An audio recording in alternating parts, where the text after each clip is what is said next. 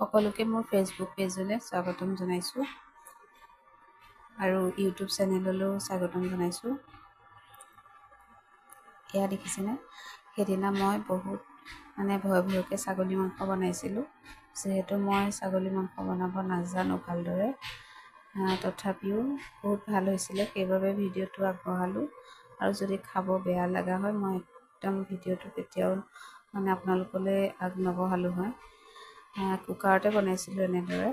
প্ৰথমে কুকাৰতে তেলখিনি গৰম হোৱাত পিঁয়াজ আৰু তেজপাত এখিলা দি লৈছিলোঁ। আৰু মছলাৰ ভিতৰত মই ব্যৱহাৰ কৰিছিলোঁ আদা, নহৰু, জিৰা, জালুক, জলকীয়াও দিয়া নাছিলোঁ। শেষতহে কেঁচা জলকীয়া 3টামান দিছিলোঁ, কাৰণ ছোৱালীৰ কাৰণেও একেলগে বনাবলগীয়া হৈছিলে। বহুত দেৰি হৈ গৈছিলে বনোৱা, সেইবাবে একেলগে তাইলৈও এক্সট্ৰাকৈ নবনালোঁ। একেলগে দিয়াৰ কাৰণে জলকীয়া নিদিলোঁ। তাৰপিছত ধুনীয়াকৈ পিঁয়াজখিনি ভজাৰ পিছত যিখিনি মছলা পিচি থৈছিলোঁ সেইখিনি তেল বিৰিঙি অহালৈকে ভাজি ল'লোঁ। তাৰপিছত মাংসখিনি দি দিলোঁ। মাংসখিনি দিয়াৰ পিছত এনেদৰে অকণমান কুকাৰৰ ঢাকনখন দি ঢাকি 10-ৰ পৰা 15 মিনিটমান মই ভাজিছোঁ। যিহেতু ছাগলী মাংস সিজোতে টাইম লাগে, মাজতে মই আলুখিনিও এড কৰি দিলোঁ।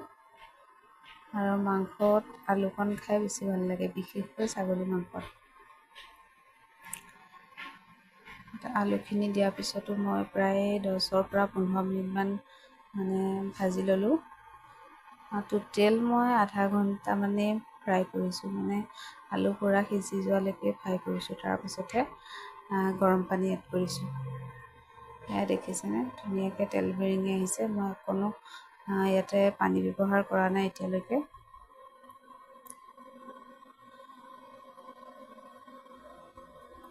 মাহঁতেও এনেকৈয়ে বনায়, কুকাৰত নবনায় দেই, এনেকৈ চিম্পুলকৈ আদা, নহৰু, জিৰা, জালুক দি বনায়।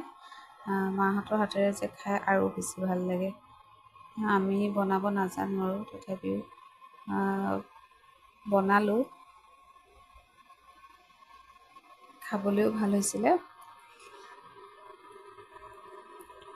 এনেদৰে ঢাকি অলপ টাইম ভজাৰ পিছত তাৰপিছত ধুনীয়াকৈ গৰম পানী অলপ দি দিলোঁ। পানীটো নিজৰ জোখমতে দিলেই হ'ল, যিহেতু আমি অলপ জোল টাইপ খাম সেইদিনা, সেইকাৰণে অকণমান পানী মই বেছিকৈয়ে দিছিলোঁ। এনেকৈ ঢাকি মই বহুত টাইম ভাজি আছিলোঁ। সেয়া দেখিছেনে, আলু অকণমান ভাঙা গৈছে, সিজি গৈছে আলু পূৰা।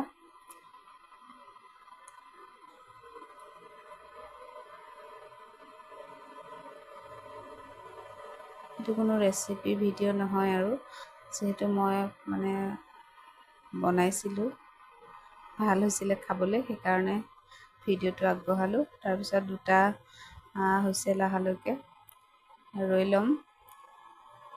এয়া হুইচেল অহাৰ পিছত দেখিছেনে, কোনো ধৰণৰ জলকীয়া ব্যৱহাৰ কৰা নাই বা জলকীয়া গুড়ি একোৱে ব্যৱহাৰ কৰা নাই, তথাপিও ধুনীয়া কালাৰ হৈছে। ভিডিঅ'টো ইমানেই, আজিলৈ বাই।